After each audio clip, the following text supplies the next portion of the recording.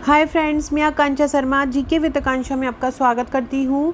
मुख्य परीक्षा के लिए मैंने क्लासेस आरंभ की थी, जिसमें मैंने प्राचीन इतिहास से स्टार्ट किया था, क्योंकि हमारे सिलेबस ही प्राचीन इतिहास से स्टार्ट है फर्स्ट पेपर।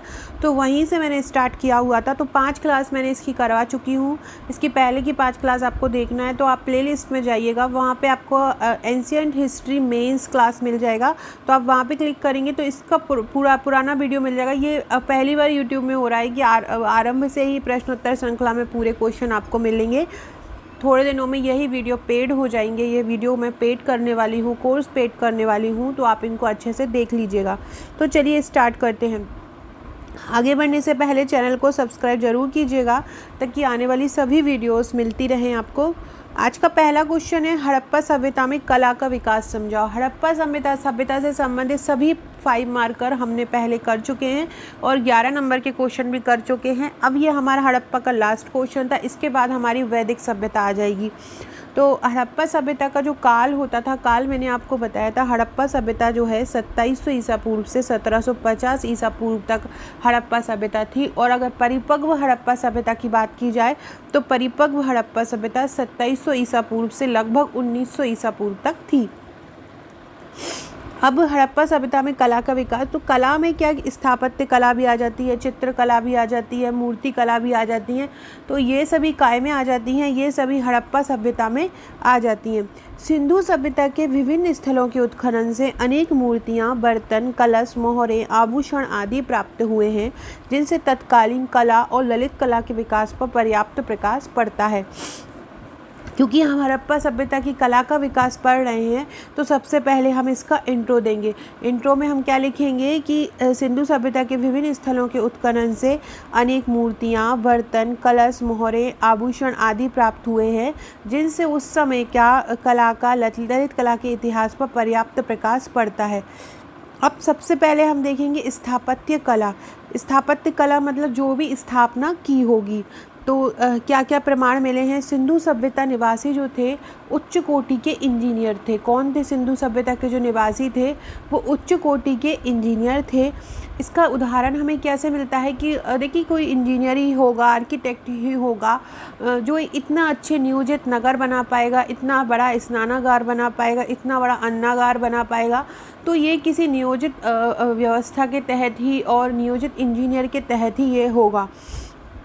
सुनियोजित नगर इसके प्रमाण है कि स्थापत्य कला में जो हमें खुदाई से सुनियोजित नगर मिले हैं, विशाल स्नानागार के प्रमाण मिले हैं, अन्नागार का प्रमाण मिला है। तो इससे पता चलता है कि ये जो सिंधु सभ्यता के जो निवासी थे या सिंधु भाषी थे, वो उच्च कोटि के इंजीनियर थे, जिनसे यहाँ की स्थापत्य कला का प्रमाण मिलता है। सेकेंड हम लिखेंगे मूर्ति कला। मूर्ति कला में सिंधु भाषी ने विशेष उन्नति की थी।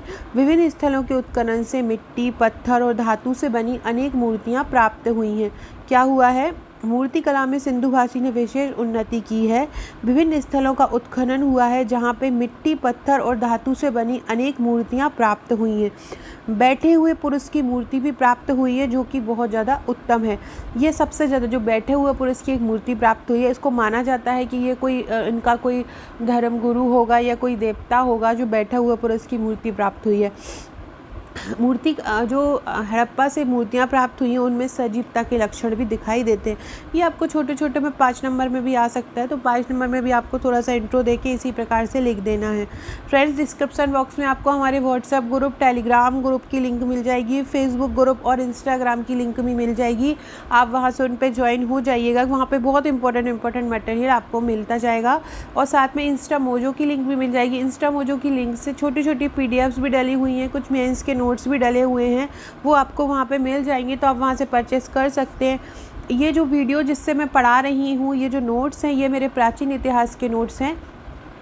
इसी प्रकार से मैंने 1 से लेके 6 पेपर तक के सभी नोट्स को कवर किया गया है। टॉपिक वाइज प्रश्नोत्तर श्रृंखला में है, किस प्रकार से एग्जाम में प्रश्न बन सकते हैं, उस प्रकार से प्रश्नों को मैंने कवर किया गया है, शब्द सीमा के तहत कवर किया है। आपको बस इनको याद करना है और राइटिंग प्रैक्टिस करना। इसके अलावा मेरे इन जो नोट्स के साथ आपको पेड ग्रुप भी मिलेंगे। इन व्हाट्सएप के पेड ग्रुप में आपको समय समय पर इम्पोर्टेंट मटेरियल दिया जाएगा। करंट अफेयर से संबंधित कोई क्वेश्चन बनता है, किसी योजना से संबंधित कोई क्वेश्चन बनता है, जैसे कि अभी वर्तमान में कोरोना चल रहा है, कोरोना महामारी से संबंधित बहुत सारे क्वेश्चन बनते हैं। जैसे कि अभी लास्ट MPPSC मेंस 2019 हुआ था, जिसमें से हमारे नोट्स में से 90 से 95% तक हमारे नोट्स में से एवरेज आया हुआ है। कुछ क्वेश्चन हूबहू जो कि तो आ चुके हैं।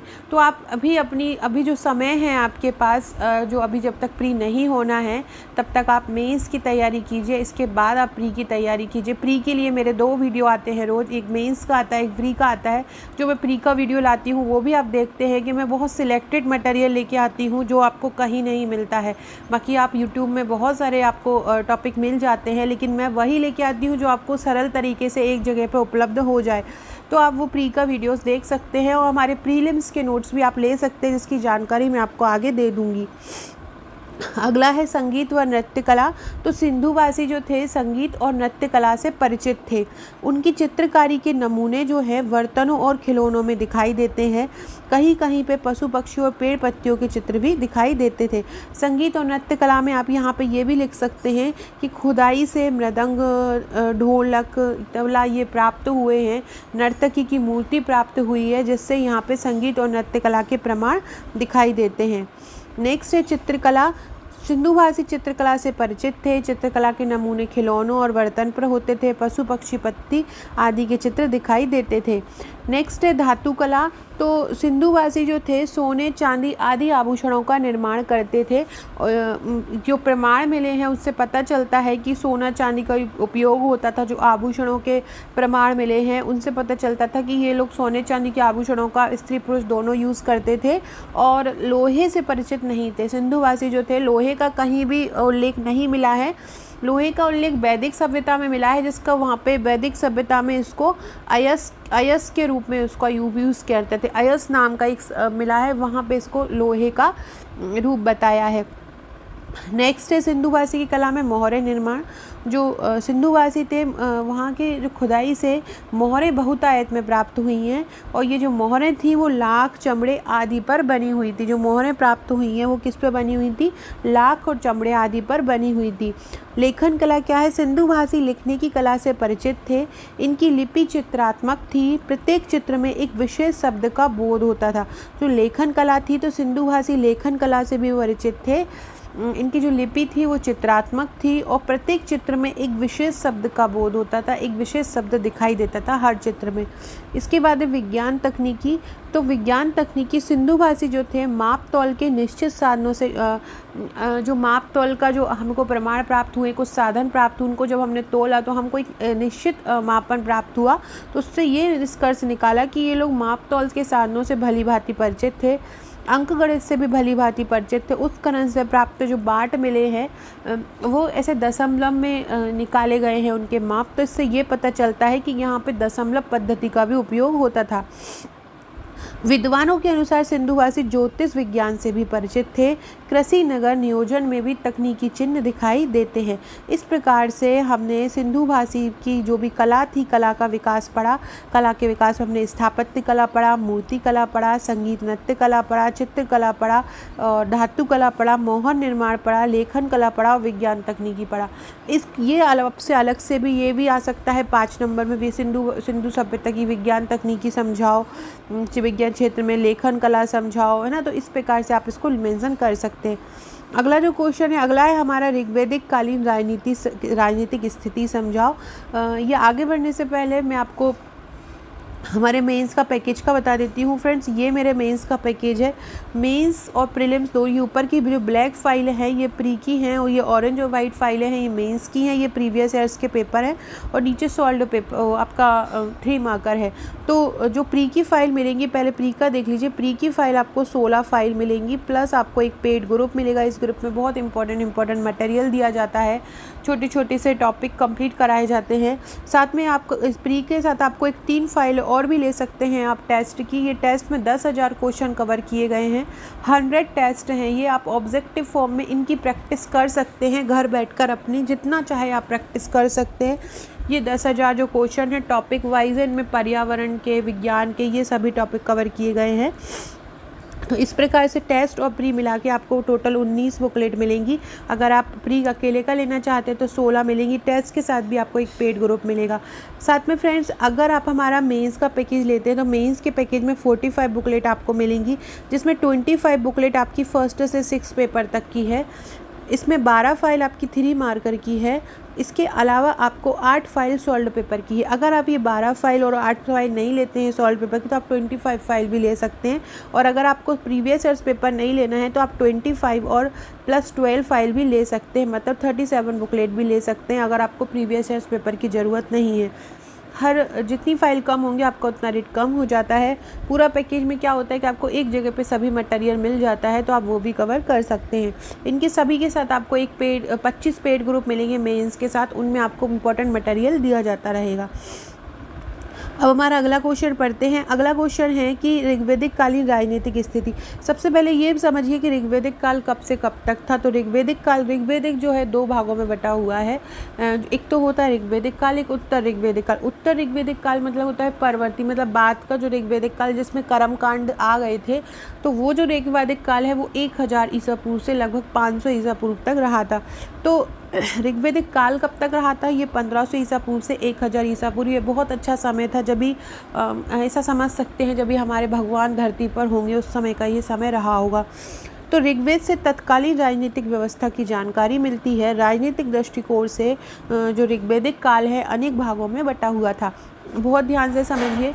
अगर जैसे कि एग्ज़ाम में इस प्रकार का क्वेश्चन आता है, अगर आपको मौर्यों का भी आता है, गुप्तों का भी आता है, तो आप इस क्वेश्चन को भी थोड़ा सा इधर उधर करके लिख सकते हैं, क्योंकि कहीं ना कहीं ये ऋग्वैदिक काल हुआ, मौर्य काल हुआ, गुप्ता पीरियड हुआ और चोल पीरियड हुआ, इनका जो पारिवारिक जो राजनीतिक जो व्यवस्था है या आर्थिक व्यवस्था है वो थोड़ी थोड़ी मैच करती है। तो ऋग्वेद से तत्कालीन राजनीतिक व्यवस्था की जानकारी प्राप्त होती है। राजनीतिक दृष्टिकोण से तत्कालीन व्यवस्था अनेक भागों में विभक्त थी। कौन कौन से? सबसे पहले हम देखते हैं, सबसे पहला जो भाग था ऋग्वैदिक कालीन राजनीतिक व्यवस्था का वो था कुटुंब।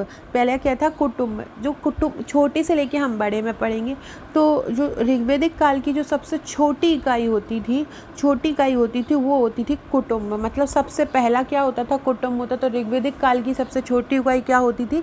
कुटुंब होती थी। और यहाँ पे संयुक्त परिवार प्रथा प्रचलित थी। कौन सी प्रथा प्रचलित थी? संयुक्त परिवार प्रथा प्रचलित थी, मतलब सभी लोग साथ में रहते थे। परिवार का जो बुजुर्ग होता था वो परिवार का मुखिया होता था, और जो मुखिया की बात सबको मानना रहता था, उनका आज्ञा का पालन करना रहता था। और जो परिवार का जो मुखिया होता था, कुटुंब का जो मुखिया होता था, उस मुखिया को हम कुलप या कुलपति कह सकते। तो जो मुखिया होता था वो कुलप या कुलपति कहलाता था। तो इस प्रकार से कुटुंब क्या होगा? कुटुंब सबसे छोटी इकाई ऋग्वैदिक काल की। संयुक्त परिवार प्रथा प्रचलित थी। परिवार का बुजुर्ग उसका मुखिया होता था, और मुखिया होता था वो कुलप और कुलपति कहलाता था।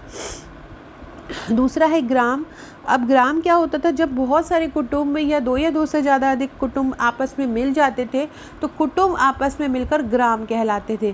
क्या कहलाते थे? कुटुंब आपस में मिलकर क्या कहलाते थे? ग्राम कहलाते थे। प्रत्येक ग्राम का एक अधिकारी होता था, और जो ग्राम का अधिकारी होता था वो ग्रामणी कहलाता था। ग्राम का अधिकारी क्या कहलाता था? ग्रामणी कहलाता था। और ग्रामणी गांव का एकमात्र प्रशासनिक अधिकारी होता था। अगर गांव में किसी अधिकारी की नियुक्ति की बात की जाए तो वह ग्रामणी ही होता था। नेक्स्ट आता है कुटुंब हो गया, कुटुंब के बाद ग्राम हो गया, ग्राम के बाद आता था बिस। बिस में क्या हो जाएगा? अनेक गांवों का समूह जो था वो बिस कहलाता था। जब बहुत सारे गांव अनेक कुटुंब जब मिल जाते थे तो एक गांव में हो जाता था। जब बहुत सारे गांव मिल जाते थे तो गांव जो मिलकर क्या बनाते थे? बिस बनाते थे, और बिस का अधिकारी विषपति कहलाता था। फिर होता था जन। पहले कुटुंब होता था, फिर गांव होता था, फिर विष होता था, फिर होता था जन। अनेक विष मिलके क्या बनाते थे? जन बनाते थे। जन का मुख्य अधिकारी को गोप के नाम से जाना जाता था। जन का मुख्य अधिकारी क्या कहलाता था? जन का मुख्य अधिकारी गोप कहलाता था। राष्ट्र क्या होता था? फिर जन के बाद क्या आ जाता था? राष्ट्र आता था। राष्ट्र देश अथवा राज्य को राष्ट्र कहते थे, जिसका मुखिया राजा होता था।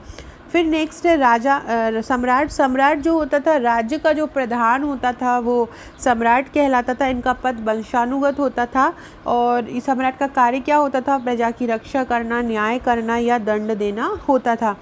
पद वंशानुगत मतलब होता था कि जो एक ही कुल के जो राजा बनते आते थे, अगली पीढ़ी में फिर उन्हीं का पुत्र, जो वरिष्ठ पुत्र था, वह राजा बनता था।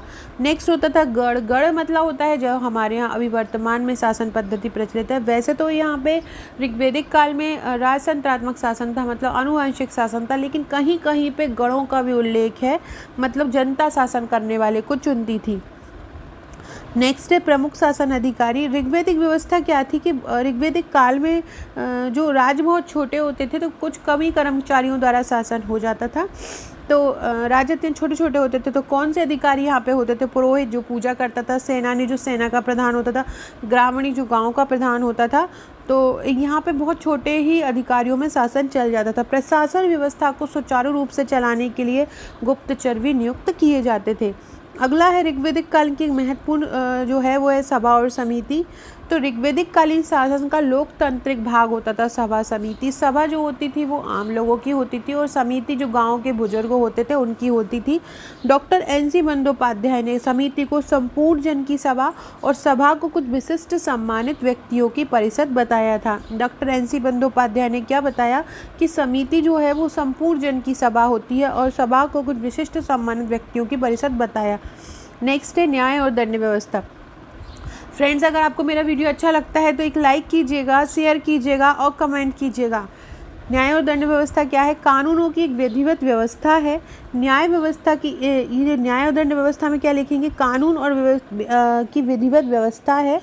न्याय व्यवस्था की इससे अल्प जानकारी मिलती है। न्याय व्यवस्था का सर्वोच्च अधिकारी जो था वो राजा होता था। राजा यहाँ पे लिख लीजिएगा, राजा में लिखना भूल गई हूँ कि न्याय व्यवस्था का सर्वोच्च अधिकारी कौन होता था? राजा होता था। इस प्रकार तत्कालीन समाज जो था, राजनीतिक समाज जो था वो सुव्यवस्थित था। तो आप इस प्रकार से इस आंसर को मेंशन कर सकते हैं। इसी प्रकार से आपको इस आंसर को बहुत अच्छे से मेंशन कर देना है। अगर आप 11 नंबर में इस प्रकार से लिखेंगे, अच्छे से अपना डाटा का यूज़ करेंगे, हर कुछ नहीं लिखेंगे, तो आपको अच्छे मार्क्स 11 में से मिलेंगे। क्योंकि इस बार 11 नंबर के जो क्वेश्चन हैं वो 5 आने हैं, तो आपको राइटिंग प्रैक्टिस भी अभी से कर दीजिए ताकि आप ज़्यादा से ज़्यादा आंसर लिख पाएँ। और ये मेरा प्रीलिम्स का पैकेज है जिसमें 16 बुकलेट आपको मिलेंगी। ये प्रीवियस ईयर्स पेपर है जिसमें 2019 के जो पेपर है उसकी ई बुक आपको मिलेगी। बाकी इन सब की आप हार्ड भी ले सकते हैं। और ये 3 मार्कर का है पैकेज। उसमें 3 मार्कर में आपको जो 12 फाइल मिलेंगी, 12 फाइल सब्जेक्ट वाइज अलग अलग सब्जेक्ट की मिलेंगी। सो फ्रेंड्स, वीडियो अच्छा लगा हो तो लाइक शेयर ज़रूर कीजिएगा, चैनल को सब्सक्राइब कीजिएगा, व्हाट्सअप टेलीग्राम ग्रुप से जुड़ जाइएगा। Okay friends, thank you.